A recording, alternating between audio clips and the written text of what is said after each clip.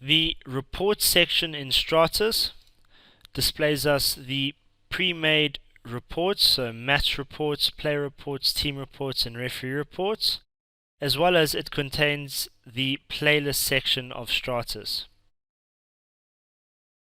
The match reports is selected, and I can select a match to report on. I can filter down to the Vodacom Super Rugby 2015, the Lions, add no filter, and search. The match has no video sync to it. It was played by the Stormers and the Lions. It was the Vodacom Super Rugby 2015 at Newlands, and the owner of this data is Saru. If you coded the match yourself, the owner of this data would be you.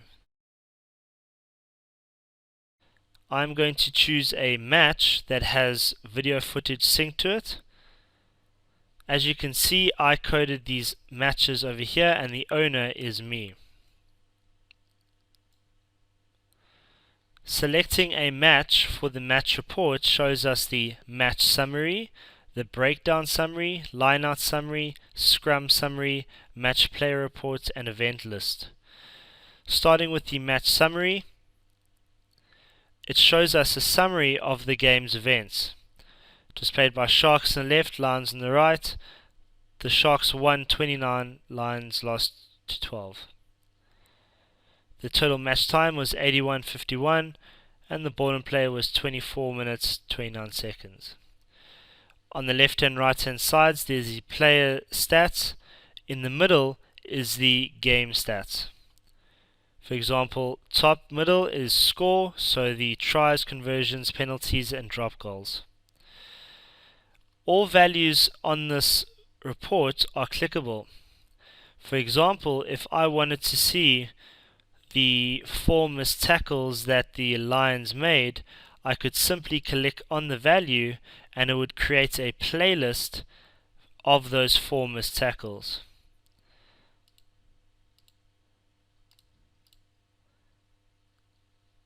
So now it's created a clip, and now there was a missed tackle.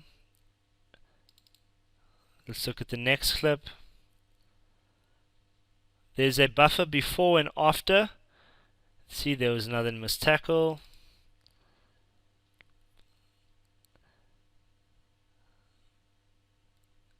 Another missed tackle. And the final one, missed tackle. You can close the playlist or you can save it. I'm going to carry on with the report. You can carry on with possession and territory, defense, attack, advantage line success, infringements, kicks, turnovers, passes, offloads, restarts, scrums, lineouts, mauls, and breakdowns. The other reports go into more depth. For example, the breakdown summary goes into more depth with the breakdowns. Again, these are also clickable. You can select the areas. So there were two breakdowns in this area of the field throughout the match. If I select them, it will show me the 2 events that happened there.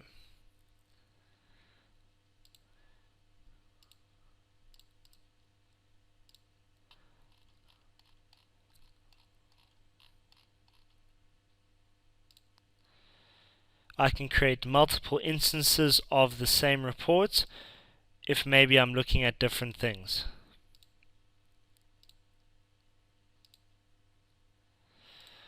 There's the lineout summary. It looks at both teams. Also, it judges on where on the field these events happened.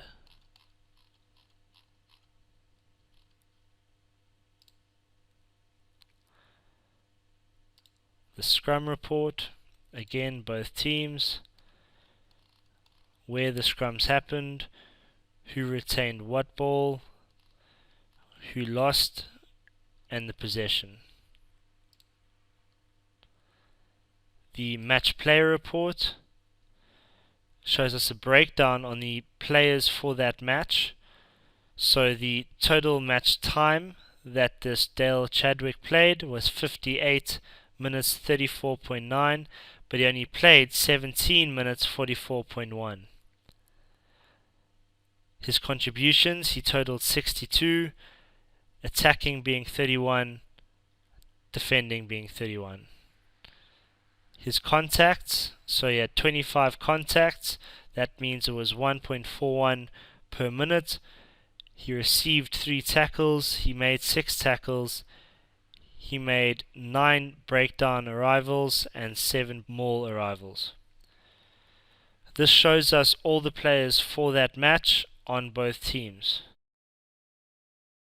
You can export all reports.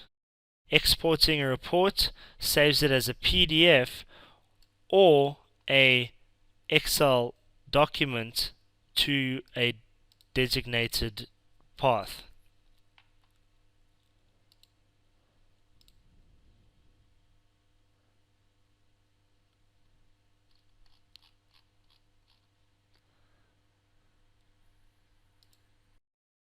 Team reports. A team report looks at a team's stats.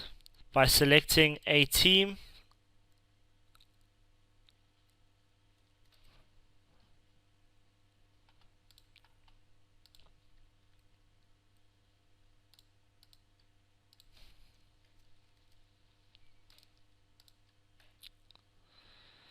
so there's a checkbox at the top of this list that will select all, or alternatively you could select single matches.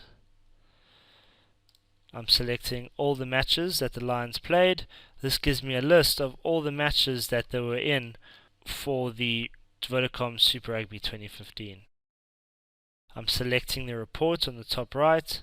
It is now building up all the stats for the Lions team. It also builds the stats for all the opposition teams as well. Once the report is loaded, you have the option of the breakdown, lineout, scrum report or match play report. This is the same or similar to the match reports, but now it's looking from one team to all the oppositions. As you can see, there's far greater events, but this is over a long-term time scale. Finally, there's the referee report. You can select the series in which you want to report on, so Vodacom Super Rugby. Bearing in mind, this list only shows you series that actually have data for them. So for example, I don't have any Rugby World Cup data, so it will not show up in this list. Only series that actually have data in them will show up. I'm going to choose the season, and then I'm going to select the report. I have 4 reports I can choose from, the first being the referee profile report. The profile report shows us all the referees that refed in this Vodacom Super Rugby 2015. It shows us a number of stats from penalties to free kicks to scrums and even cards. It shows us the percentage of home wins and even their total points that were scored in those matches. You can filter the referees down, so you can say I only want to see the referees in the first round. It will then automatically choose for you the referees that were in that first round. If, for example, you chose another referee, it would then populate based on this selection. If I removed all the rounds, it would affect all the criteria. So I select the first round, and that means that the teams, Blues, Cheetahs, everyone but the Hurricanes and Lions and Highlanders played in that first round. The matches, these were all the matches, the selected matches in that first round, and I can just apply that filter. This now shows us the data for that first round. I again can also click on these values and I can create a playlist and have a look at the video footage for the matches. Keep in mind that if a match has not got sunk video footage, it won't show a video. It will have a clip, but no video will play.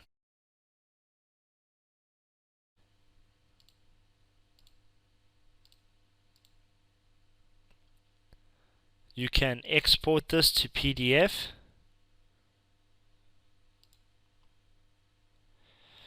When you run the next reports, it is almost instantaneous, as running the referee profile report pulled up all the data for all the reports. The infringement report shows us stats for each infringement. So there's the attacking breakdown penalty. There were 417 that made up 16.7% of all the penalties or infringements of this series. If you expand it, it breaks it down to all the reasons. So the biggest reason was for holding on, not releasing, and this was an attacking breakdown penalty. If we have a look at the attacking scrum free kicks, there's early engagements that were the highest percentage movements. Again, you can also filter the referees here,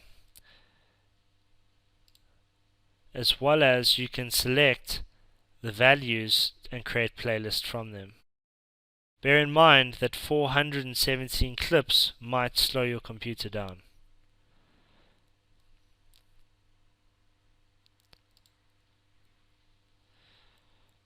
Then we have a look at the referee penalty summary. It uses a heat map to show us where each of the infringements or penalties were awarded. So the red being the highest frequency of penalties or infringements, the yellow being the least. Then we got a breakdown of the rounds, so showing us by each round how many penalties were scored. Then also by a time breakdown, when were the most penalties or infringements awarded. So it looks like the 40th to 50th minute had the most infringements or penalties. You can again filter, as well as export and select to create a playlist.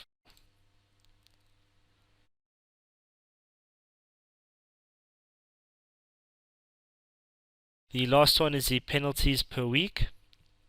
The penalties per week shows a breakdown for each week that the competition was played, the amount of penalties that each referee gave per week.